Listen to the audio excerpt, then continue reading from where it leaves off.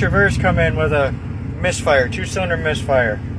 Sat outside for a little bit while the guy got the money around to actually have it diag. Finally got it brought in. Wouldn't start at all.